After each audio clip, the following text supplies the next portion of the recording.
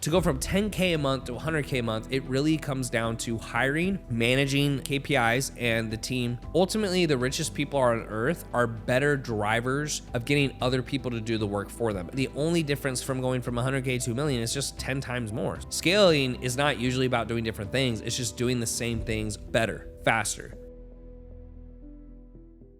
Welcome to this episode of the Infinite Income Podcast on how to go from 10K to 100K monthly. Not only monthly, but how to do it consistently and on average. So the first thing to understand is when you've done 10K a month or you're doing 10K a month, you've found some consistency with yourself. And while that sounds great, ultimately the richest people on earth are better drivers of getting other people to do the work for them. And so to go from 10K to 100K, it now becomes about your team. So first and foremost, you have to start with the thing that takes the most time, that's the least important. Now, when building a business, a lot of people are going to try to convince you that fulfillment is the most important thing. And that's incorrect. Why? Because ultimately, if you're making sales, but you have a shit product, you can still be rich and your business will stay in business. But if you don't have sales and you have an amazing product, you're not going to stay in business at all because it doesn't matter because you can't make any sales. So the first thing that you want to outsource typically is a coach. Then from there, you're going to do the next least important thing, but takes the most time, which is the lead generation or the outreach. Then from there, and that point, you're going to get a sales rep. So those are usually your first 4 or 5 hires. You're going to have like a coach, then maybe a messenger, then another messenger, and then maybe it'd be a sales rep, or it could be another coach and then a sales rep, right? Because as you grow, you're going to need more like fulfillment. You're going to need more of like the same thing you've already had. Now, when you're trying to hire people, I could tell you is from experience is hire for experience, do not hire for potential. You're better off hiring a person who's actually done the thing before than hiring someone who's like, hey, I can work really hard. I love your business. I love your, that is not the path to go down. The way you find those individuals is first have an application. And I'll try to drop an example of like our application process and like how to do this below. But the first thing is have questions on the application that actually challenge what they've done. So one of my favorite questions I ask is just, what jobs have you done in the past? And what did you do in a typical day for that job?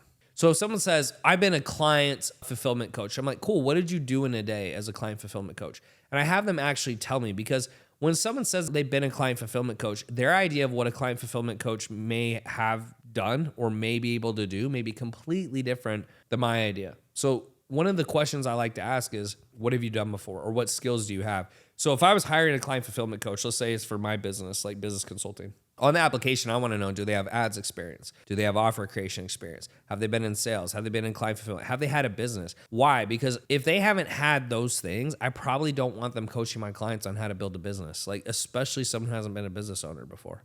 It doesn't make any sense to hire someone who hasn't been a business owner before to tell someone how to be a business owner. So what I'm really looking for is skills, just check boxes. If they have these skills, can they probably do it? Then when I have that, I move them to an official interview. And usually the interview is someone on my team, but if you're doing this yourself to start, you're not going to have a team. So you're going to move them to an actual interview. Now, on the interview, what you don't want to do is ask them yes or no questions, because people, when you ask them yes or no questions, let's say you said, do you know how to run Facebook ads? What do you think they're going to say? Yes. Do you know how to do sales? Yes. Do you know how, of course they're going to say yes because they know what you're wanting to hear. So what I like to do is I like to scare people on the interview. So first I'll say, hey, here's a job. Here's what it's for. Here's a typical day. It's not for you if you're this type of person. It's not for you if you're this type of person. I try to make sure that they know that my team, we care about getting results. We care about making money. We are a very serious environment. If you're not that type of person, you're probably not a good fit here. And you're probably going to hate it. And you're probably going to quit. So let's go ahead and not hire you if that's the thing. Okay, that's totally fine. There's nothing wrong with you. It's just there's probably something wrong with me. If you're cool with that, here we go. Next thing is, what jobs have you had and what did you do in a typical day? The reason I asked that, I've already asked on the application some of the skills they have, but I want to hear if they actually have the skills by knowing what they did in a day. If they haven't done those things in a day, they don't have those skills, guaranteed. There's no way someone has those skills, but in a typical day, they just don't use them. It doesn't make any sense.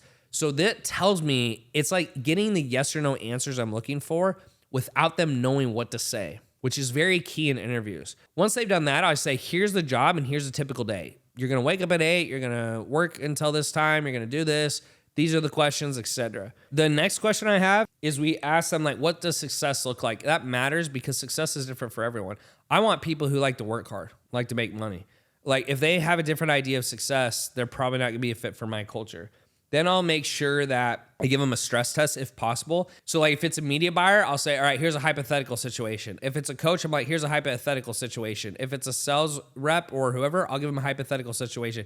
In fact, what I'll usually do for a sales rep or a setter is after the interview, if it's gone well, I'll say, hey, here's recordings for our sales calls. Here's a script. Go over that. When you think you're ready for a call, great, we'll give you one. And then if that goes well, we'll hire you. And if it doesn't, then we won't.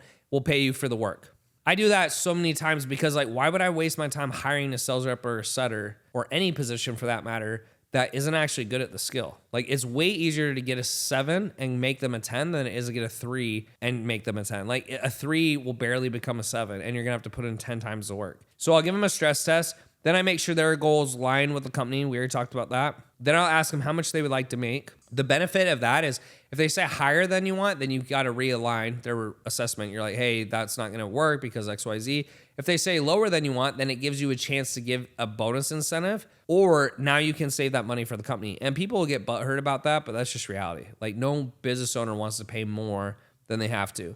Then you could say, define what work from home means to make sure that they understand that working from home does not mean they can work whenever they want. It means that they're working from home.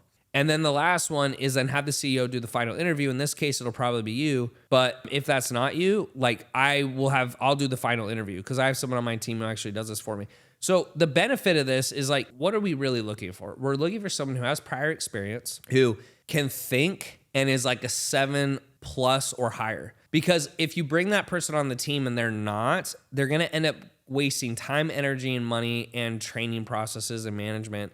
Then you're going to have to replace them anyways. And it's a lose-lose. It's like, you guys got to think of hiring a team as like a girlfriend. Like the only way this makes sense is if she sticks around long-term. If she ends up leaving, it's not a successful quote unquote relationship, right?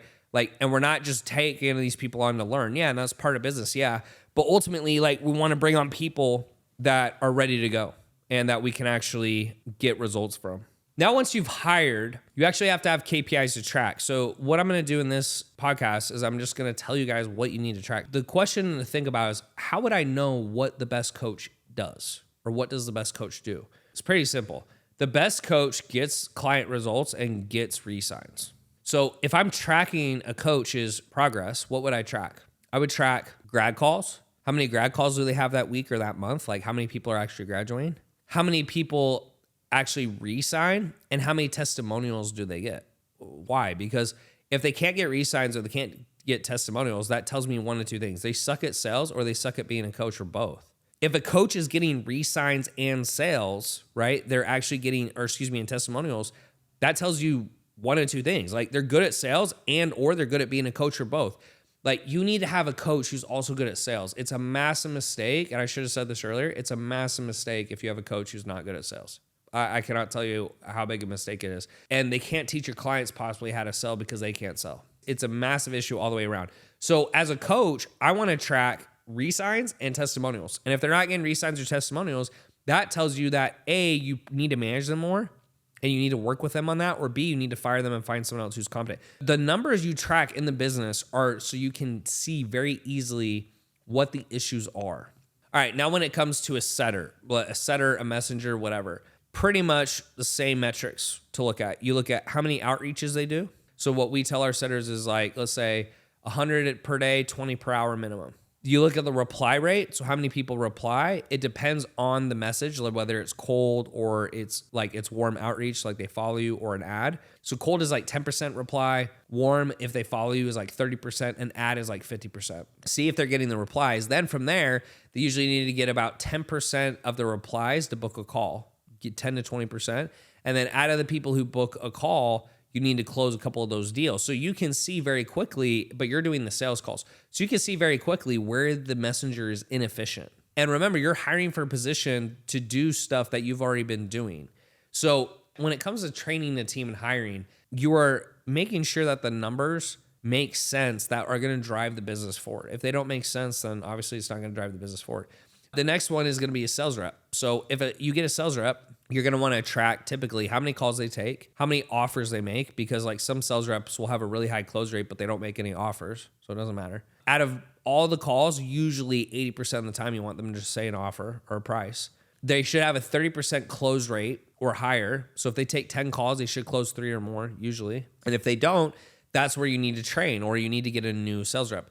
The biggest mistakes I made when I hired people is I hired on potential, not experience, and I didn't track the right numbers. And end of the day, you need to treat a business like a math equation. It's as simple as that. If you treat it like a math equation, good things will happen. If you treat it like something else or a game or a joke, bad things will happen. Those are really what you need to get to 10K to 100K a month. That and more lead generation. So the way to get more lead generation is once you have something that's working, there's really 3 ways to get lead generation. You go viral. That's probably not the best way to plan on it. Do outreach, but doing $100,000 a month with just cold outreach probably isn't going to get you there either. Or you have to run ads or boosted posts. That's probably the next route. So to go from 10K a month to 100K a month, it really comes down to hiring, managing KPIs and the team, and then really just putting on more lead generation. And that's really all it takes. Like going from 100K to $1 million is really no different. The only difference from going from 100K to $1 million is just 10 times more. So it's hard because you're doing so much more. It's not hard because you're doing different things. And that's what a lot of people don't understand about scales. Scaling is not usually about doing different things. It's just doing the same things better. It's doing the same things faster, right? It's not about doing that. So if you have any questions, guys, about, building a team or hiring or scaling or anything like that, feel free to reach out. But that's really what it's going to take to go from 10K a month to 100K a month and beyond.